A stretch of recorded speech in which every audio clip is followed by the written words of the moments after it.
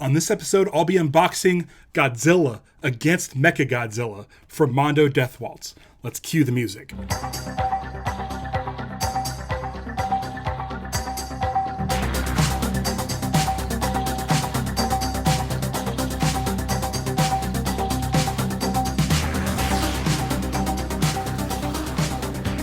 Hello and welcome to the show. I'm very excited about this new release from Death Waltz, Godzilla against Mechagodzilla, music by Michiru Oshima. I'm a big fan of hers.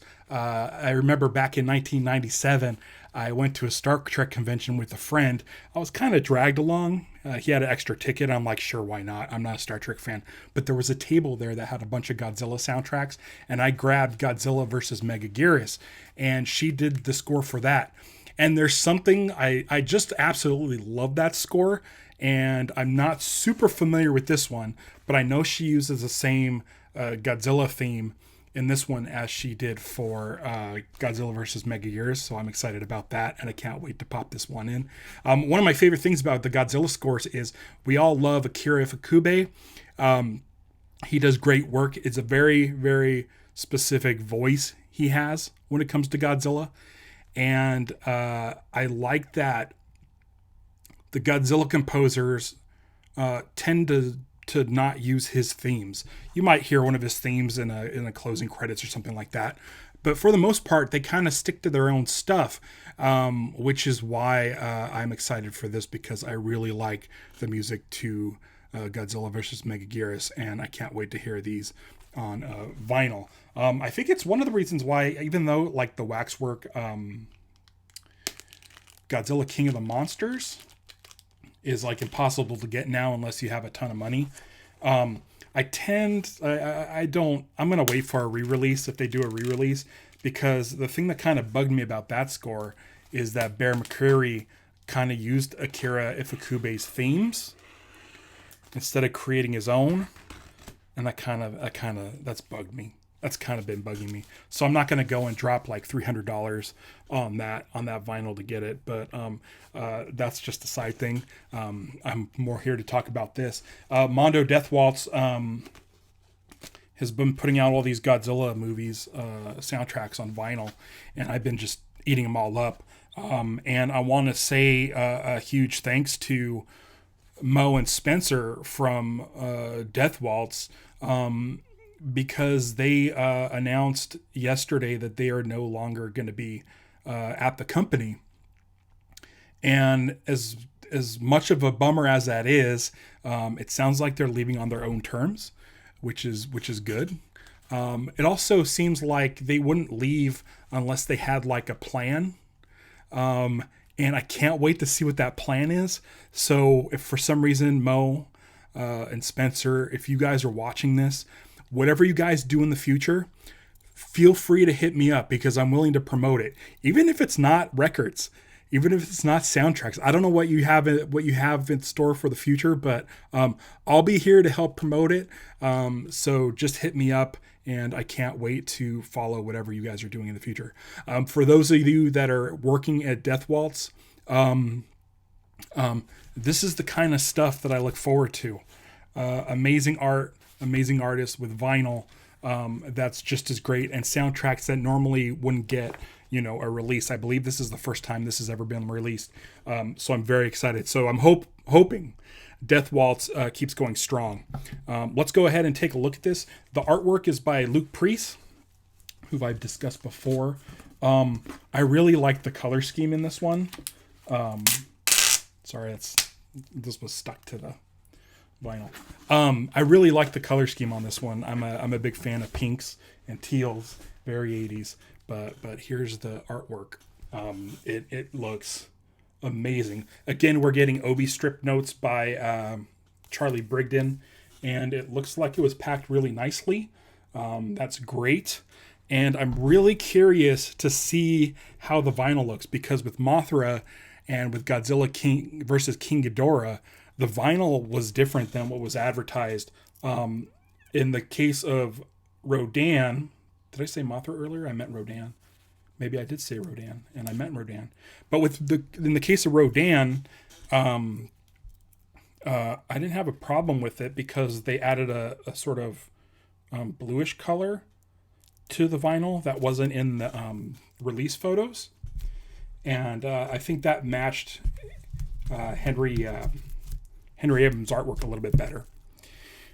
So that was a plus. With the last one, Godzilla versus King Ghidorah, it came out green and metal, like a green and gray vinyl, which did not match the artwork on there, which I didn't care for as much. And it looks like that every picture that I've seen on the internet for Godzilla versus King Ghidorah has also gotten that green look. I thought that maybe it was I got an eco vinyl by accident. I don't know. Maybe I still have, but that's I don't know. I'm hoping the vinyl in this one matches what they showed, because this is a, what do they call it? Mech vinyl. It's a silver with a black splatter, which sounds cool. So here, Charlie Brigden's writing. If you want to check that out, you can also see this on the Mondo site. And we're going to take a look at the upcoming releases. So right now, also available on vinyl already, is Rodan, Matango, and Space Amoeba, which I have all of those, and those are all great. Coming soon, Godzilla vs. Megaguirus. So I think this is the first time I've seen that pop up in here. Also, it's music by Mishiro Oshima. I'm getting that so fast. I mean, I'm getting all of them. You know I'm getting all of them, but I'm getting that one super fast. Godzilla Tokyo SOS and Godzilla vs. Space Godzilla all coming out. I want to say I pre-ordered Space Godzilla. Is that the one I pre-ordered? I'm pretty sure. But anyway, you're going to see all those reviews coming here. For those of you that want to add this to your Discogs, here is the barcode.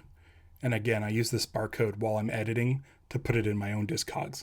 So hopefully someone's already input this album into that. Love this pink. This is a great pink, by the way. You got the logo in Japanese as well as the American logo. Luke Priest looks good. Let's take a look at this cover. Wow, look at that. Love the colors. I'm pretty sure I have this sideways.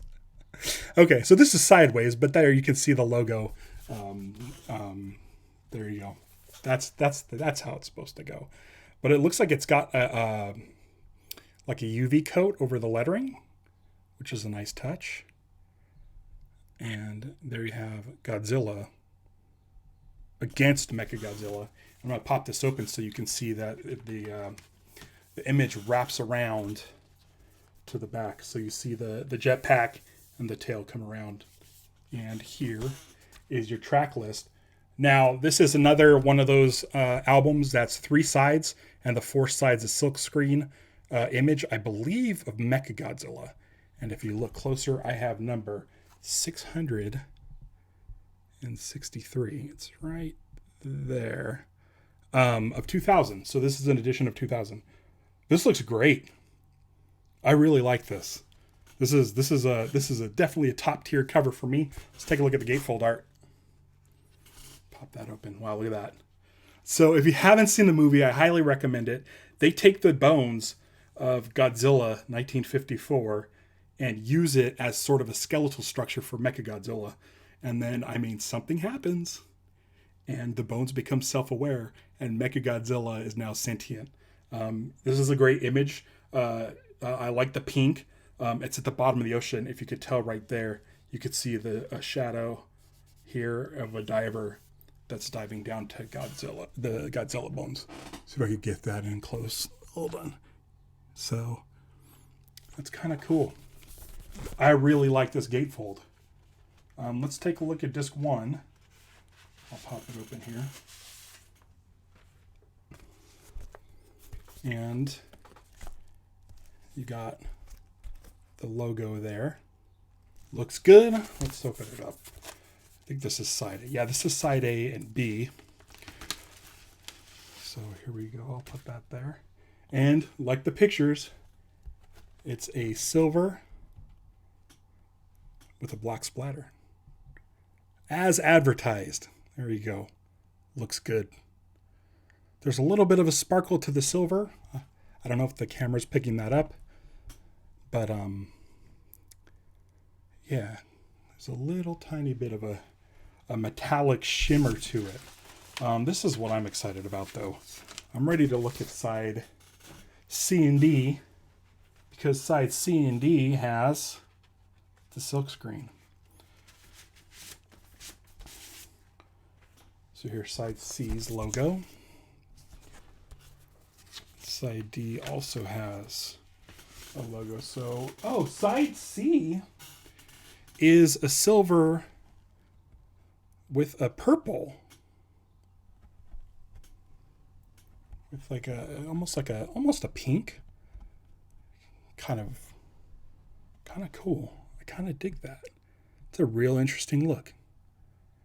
And the back cover is the Luke Priest art and it's not just Mechagodzilla. It also has Godzilla. That Millennia design of Godzilla, I really like. I'm a real big fan of that Millennia look. I know it looks different than regular Godzilla. This section here, it's kind of funky looking, but overall, like the Millennia look for Godzilla is one that I adore.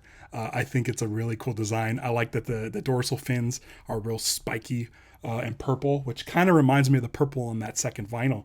But yeah, this is like the first time we've seen the Millennium design on a record, and I think it looks terrific.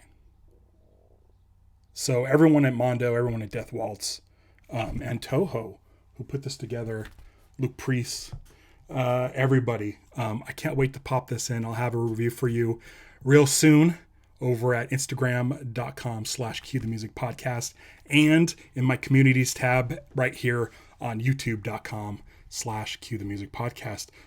Thanks for watching. I have Starship Troopers sitting right next to me. I'm going to go change my clothes and I'm going to go unbox that one because I can't wait to listen to that either. All right, guys, I'll catch you on the flip side. Bye.